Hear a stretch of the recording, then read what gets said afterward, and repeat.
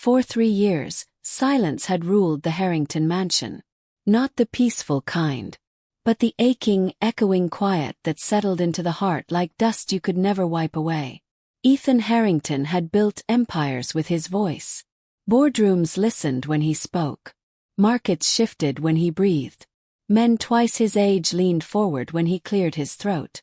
But every night, when he walked through the marble halls of his own home, his voice meant nothing at all, because the one person he wanted to hear him never spoke back.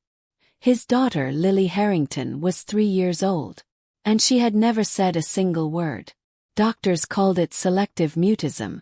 Specialists called it developmental delay. Therapists used softer phrases, voices filled with practiced kindness. Ethan heard only one thing: "Your daughter may never speak."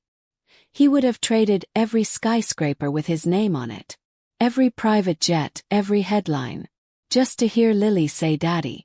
But Lily existed in her own quiet world. She laughed. She smiled. She pointed at birds, at stars, at picture books. But words, they stayed locked somewhere deep inside her. And no amount of money could buy the key. On a cool Sunday afternoon, Ethan made a decision that surprised his staff. "I want to go out," he said simply. His assistant blinked. "Out, sir?" "To a restaurant. A normal one."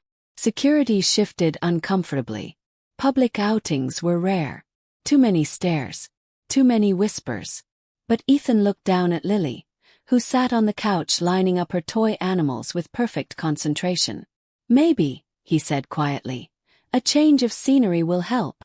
So they went. No reservation under his name. No private room. Just a quiet, family-owned restaurant on the corner of Maple Street. The bell above the door chimed softly as they entered.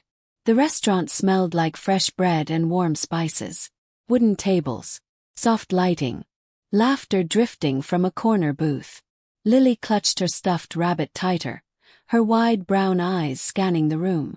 "Daddy," Ethan whispered, not expecting an answer. "We're just having lunch."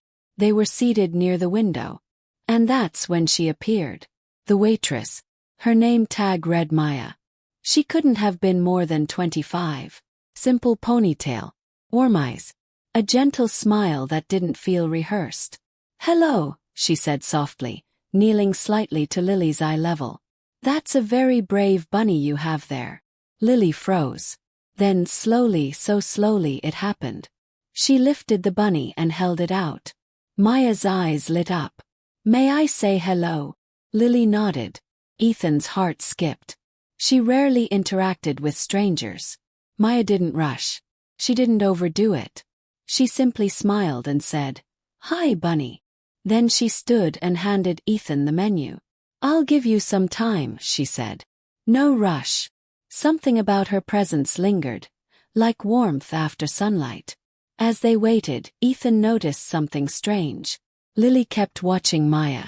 Not nervously, not shyly, but intensely. Her small fingers gripped the table edge. Her eyes followed Maya as she moved between tables. When Maya returned with water, Lily leaned forward. Maya noticed immediately. "Do you like apple juice?" she asked gently. Lily nodded. Ethan's breath caught. She was responding. Maya placed the juice carefully in front of her. "There you go, sweetheart." Sweetheart. The word landed softly, but something in Lily shifted. Her lips parted. Ethan leaned forward, his heart pounding so loudly he was sure the whole restaurant could hear it. But Lily said nothing. Still, she didn't look away. Lunch continued. Maya checked in often, but never intrusively. She asked Lily about her bunny, complimented her shoes, let Lily help place the napkin. Small things. But Ethan noticed something extraordinary. Lily was calmer than he had ever seen her. No fidgeting. No anxious tapping. No withdrawn stare. Just peace. When Maya crouched beside the table to ask if they needed anything else, Lily reached out and touched her sleeve. Maya froze, then smiled. "Yes," she whispered. Lily's mouth trembled. Ethan's hands shook. The room seemed to hold its breath. Then it happened. Sound. Steady, but unmistakable. Ma. Ethan's vision blurred. His heart stopped. Maya didn't move. She knelt fully now, eyes wide. Not scared, not confused, just present. Lily's finger lifted. He pointed. Directly at Maya. And then, with a voice barely louder than a breath, she said, "Mama." The world shattered. Ethan gasped, a broken sound escaping his chest. The restaurant fell silent. Maya's hand flew to her mouth. "Hi," she whispered. "Oh my God." Lily smiled. A full, radiant smile, like the sun breaking through years of storm clouds. "Mama," she said again, clearer this time. Tears streamed down Ethan's face. "My baby," he sobbed. "You spoke. You spoke." Maya's eyes filled as well. "Oh, sweetheart," she said softly. "You did so good." She looked up at Ethan, panicked. "I'm so sorry, I didn't mean." Ethan shook his head furiously. "No," he said through tears. "Please, don't apologize." He knelt beside his daughter, holding her gently. "You spoke," he whispered. "I waited 3 years to hear your voice." Lily giggled. And said it again. "Mama." Maya stepped back, overwhelmed. "I don't understand," she said quietly. "I've never met her before." Ethan wiped his eyes. "I don't either," he admitted. "But she's never spoken. Not once." Maya covered her mouth. "Oh." Lily reached for Maya again. Maya hesitated, then gently took her hand. Lily leaned into her, rested her head against Maya's arm, like she belonged there. Later, after the restaurant emptied and Lily sat happily coloring with Maya at a corner table, Ethan learned the truth. Maya had grown up in foster care. Her mother had left when she was 2. No goodbye. No explanation. She'd worked since she was 16. Put herself through school. Loved children. Volunteered at shelters. "I guess," she said softly, "I learned how to be gentle. You had to, where I grew up." Ethan looked at his daughter. Peaceful, relaxed, safe. Something clicked. They didn't leave that day as strangers. Over the next weeks, Ethan returned. Again. And again. Always requesting Maya's section. Lily spoke more each visit. Single words at first. "Juice." "Bunny." "Maya." And always, "Mama." Doctors were stunned. Therapists cried.